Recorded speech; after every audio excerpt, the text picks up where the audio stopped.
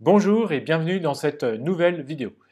Tout d'abord, j'espère que vous allez bien et que vous êtes bien confinés dans cette période tellement particulière en ce moment.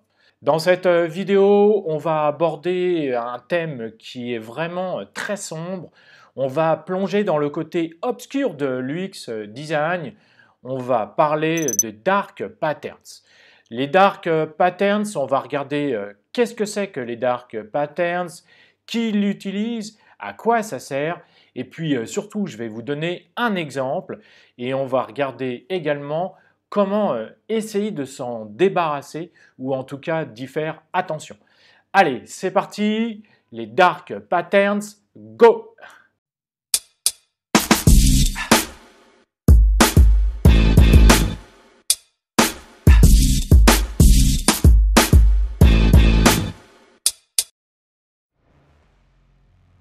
On retrouve la plupart du temps les dark patterns dans des produits numériques, dans des produits digitaux, que ce soit dans un jeu vidéo, dans une application mobile ou un site web. Finalement, les dark patterns sont souvent une portion, une petite partie qui va empêcher l'utilisateur à faire une action, qui va le mystifier, qui va le piéger, qui va bloquer l'utilisateur. Et ça, c'est vraiment souvent problématique parce que finalement, l'utilisateur a une mauvaise, voire une très mauvaise expérience globale du site. Et ce qu'il ne retiendra finalement, c'est cette petite partie qui a été très négative. Alors, je vous donne trois exemples très rapides. Ça peut être une pop-up, par exemple, qui s'ouvre au milieu d'un écran.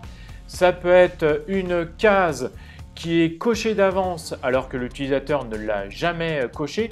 Et ça peut même aller plus loin. Par exemple, l'utilisateur ne peut absolument pas décocher cette case. Ou alors, dans un site web, dans un site par exemple tel que LinkedIn, eh bien, la vidéo se lance automatiquement. Ça peut être également des CGU qui sont illisibles. Ça peut être par exemple un bouton déconnecté qui est introuvable ou un bouton annulé qui n'existe pas. Mais ça peut aller encore beaucoup plus loin. C'est par exemple le cas que je prends, l'exemple suivant que je prends, c'est la suppression du compte. Alors, comme je le disais tout à l'heure, il y a vraiment très peu d'informations sur cette pratique. D'ailleurs, c'est pour ça qu'il n'y a absolument aucune règle, aucun contrôle sur les dark patterns. Alors, les entreprises l'utilisent donc comme elles le veulent et il peut avoir différents objectifs. En fait, les objectifs sont nombreux et multiples. Et puis, même une seule entreprise peut utiliser les dark patterns à un moment donné dans la vie de l'entreprise ou dans la vie d'un produit, selon ce qu'elle veut faire.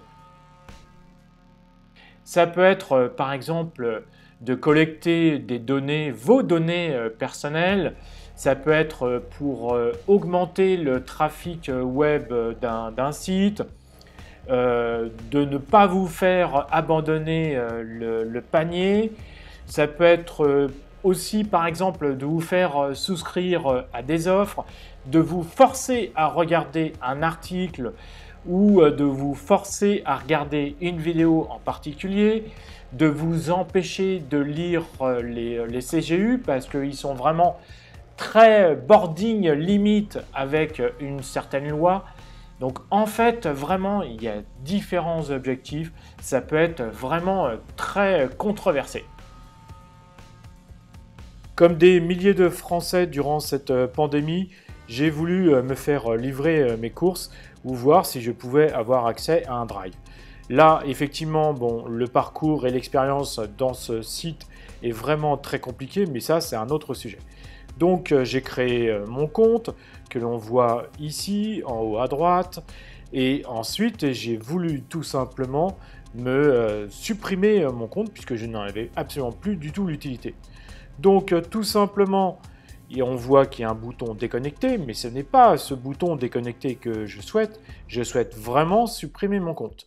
Donc je clique sur accéder à mon compte, ça ouvre une nouvelle page. Ensuite, je cherche, je retombe sur me déconnecter, mes informations et mes identifiants, je cherche. Je vois a priori pas de moyen de supprimer mon compte. Donc je cherche dans informations et identifiants. Je tombe sur une nouvelle page. Mes informations, mes identifiants de sécurité. Ce n'est pas ça. Mes informations personnelles. Il n'y a rien non plus dedans. Mes achats. Ensuite, je vois un menu sur la gauche. Je vois mes achats fréquents, mes listes, mes adresses, mes moyens de paiement, mes consentements et des services clients. Je vais dans service client. Qu'est-ce que je fais? J'écris tout simplement dans le moteur de recherche suppression. Hop là, c'est mieux si j'écris en français. Voilà, suppression du compte. Je valide. Suppression du compte, 10 résultats qui n'ont rien à voir puisque je tombe sur des appareils ça n'a vraiment rien à voir. Ce n'est pas du tout la recherche que je souhaite. Comment faire? Je ne sais pas. Je cherche la page du support. Je tombe sur une nouvelle page de support, en tout cas d'accueil client. Je regarde, je vois qu'il n'y a absolument rien du tout. Qu'est-ce que je fais? Comment je fais pour supprimer mon compte? Alors, par courrier, ça ne m'intéresse pas. En plus, ça se trouve à Saint-Étienne. Ça va mettre des années, surtout en ce moment, pour avoir une réponse. Par email. Ah, là, je veux par email, mais en fait, c'est juste un formulaire. Je suis même pas sûr qu'il y a quelqu'un de l'autre côté qui va me répondre. Qu'est-ce que je fais? J'essaye Messenger.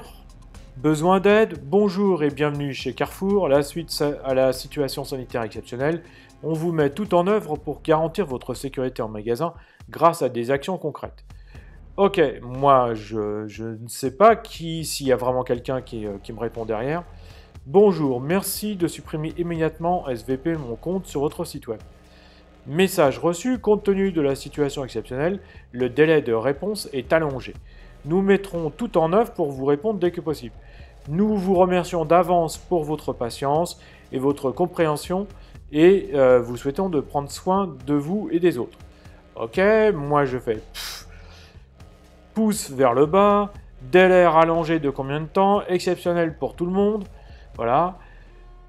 Et donc, à peu près 15 à 20 minutes plus tard, je reçois à nouveau un message pour me donner des détails. Et là, impossible d'avoir une réponse claire. Et là, j'écris tout simplement Dark Pattern, c'est inadmissible, très mauvaise expérience, nul. J'étais vraiment en colère, j'étais vraiment vert de rage, quoi. Donc, la dernière solution, eh bien, en fait, c'est tout simplement de prendre Google et d'écrire supprimer compte Carrefour. Hop, je tombe sur une série de sites. Bon, je vais prendre le premier. Et là, je tombe supprimer un compte Carrefour qui a été publié le 6 novembre 2017. Donc, c'est quand même un peu ancien. Donc, je lis, fermer un compte Carrefour. Pour supprimer un compte Carrefour, vous devez prendre contact avec le service client du site via le site. Mais oui, mais il ne m'a pas répondu. Alors, qu'est-ce que j'ai fait? J'ai tout simplement... Alors, je retourne sur la page d'accueil du support. C'est vraiment très très long hein, pour supprimer un compte chez Carrefour. Et bien, ensuite, j'ai téléphoné. Et voilà ce qui s'est passé. En fait, j'ai mis déjà plus de 5 minutes pour arriver à obtenir quelqu'un au bout du fil. La personne, comme d'habitude, elle n'est pas au courant puisqu'elle fait partie de l'accueil support. Et elle me dit « Ne quittez pas, je vais vous renvoyer vers la bonne personne. Mais sachez d'avance que ça va être très compliqué. » J'attends 1 minute, 2 minutes. Au bout de 3 minutes, je commence à rager, et même vraiment très fort. Et au final, la communication se coupe. Voilà la mauvaise expérience que je retiens du site Carrefour. Comme vous l'avez compris, cette pratique de dark patterns est vraiment cachée et là pour piéger l'utilisateur. Bien entendu, les marques ou les entreprises qui utilisent les dark patterns ne vont pas l'avouer.